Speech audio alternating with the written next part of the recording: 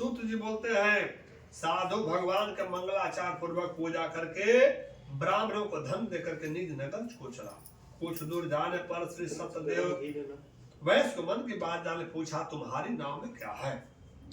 तब बनिया हंस करके बोलते हैं कि हे दंडनी यह क्यों पूछते हो, क्या धन लेने की इच्छा है, मेरे नाम में तो लता पत्र अधिक है। तब दंडनी ऐसे वचन सुनकर बोले तेरा वचन सत्य हो। ऐसा कह करके आप समुद्र के पास बैठ गए। दंडनी को चले जाने पर नित्य क्रिया करके नाव को पुरुष देकर साधु को आश्चर्य हुआ। जो उसने नाम लता अधिक देखा तो ही मूर्छित हुए पर गिर गया और सचेत होने पर चिंता करने लगे।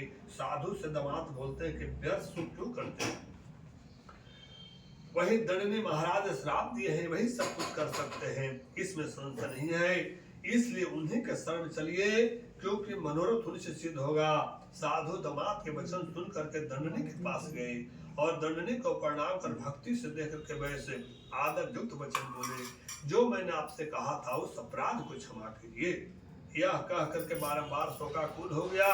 तब दंडनी उसको रोते हुए देख करके बोले रो मत, मेरे वचन को सुनो, तुम मेरी पूजा सदा मुंह फेरते हो और मेरी इच्छा से दुर्वेद है, तुझे बारंबार दुख मिला।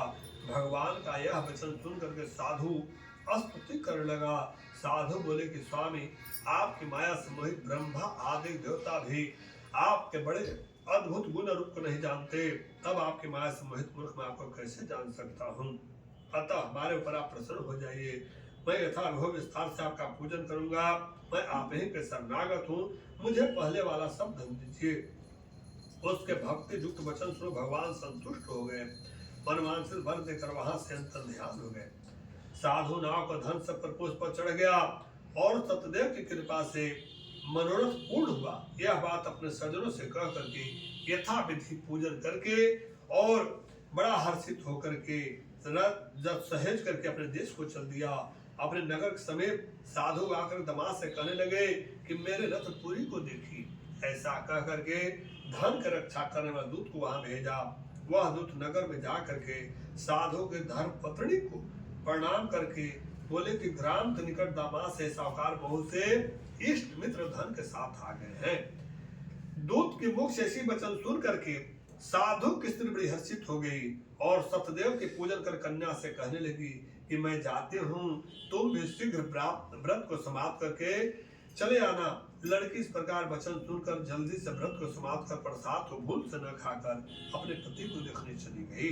भगवान कहते हैं कि यदि आप कथा बैठ गए हैं तो जब तक कथा समाप्त न हो जाए बिना प्रसाद दिए हुए कहीं आना जाना नहीं चाहिए, चाहे जल्दीबाजी कितना न हो।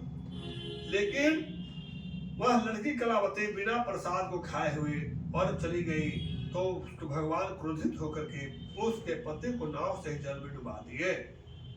जब कलावती कन्या अपने पति को न देखती है तब बड़े शोक से रोती भूमि पर गिर पड़ी और साधु ने कन्या को अति दुखी देख करके डरे हुए मन से कहा कि यह क्या आश्चर्य हुआ, और नाव चलाने वाले भी चिंता करने लगे। तब लीलावती कन्या को दुखी देख करके अति विह्वल होकर रोने लगी और अपने पति से कहने लगी इसी क्षण नाव के साथ कैसे रक्षित हो गए, न जाने किस देवता के नादर से नौका जल में नहीं दिख रही है। श्री सत्यदेव के महात्मा कौन जान सकते, यह कह करके अपने जनों के साथ विलाप करते हुए कन्या को गोद में लेकर रोने लगी। कलावती भी स्वामी को नहीं देखने से अति दुखित होकर के पति की पादुका लेकर के सती होने की इच्छा करने लगे। कन्या का यह चरित्र देख करके धर्मजट साधु बनिया ने अत्यंत शोक से युक्त होकर विचार कर लगे कि सत्यदेव की मां से बारंबार छला गया हूँ, अब यथा विभव श्री सत्यनारायण का पूजन करूंगा। इस प्रकार सबको बुलाकर कहने लगे और बारंबार पृथ्वी पर गिर करके सत्यनारायण भगवान को खाष्टांग दंडवत किए। इसी पर दिनों के पालन करने वाले भगवान प्रसन्न हो गए और आकाशवाणी किए तुम्हारी पुत्री प्रसाद को त्याग कर पति को देखने चली आई थी, यदि वह पुनः घर जाकर के प्रसाद को भक्षण करके आवेगी तो अपने पति को निस्संदेह पालेगी। कन्या ने यह आकाशवाणी सुनकर शीघ्र घर जाकर प्रसाद को भक्षण कर अपने पति को देखा। तब कलावती संतुष्ट होकर के अपने पिता से कहने लगे अब शीघ्र घर चलिए, विलंब न करिए। कन्या के वचन सुन करके साधु दामाद से ही संतुष्ट होकर के धन और बांधव साथ में घर गए। उस दिन सुबह हर महीने संक्रांति पर विधि पूर्वक सतदेव की पूजा करने लगे। इस तरह सुख प्राप्त करके अंत में सतदेव को चले गए।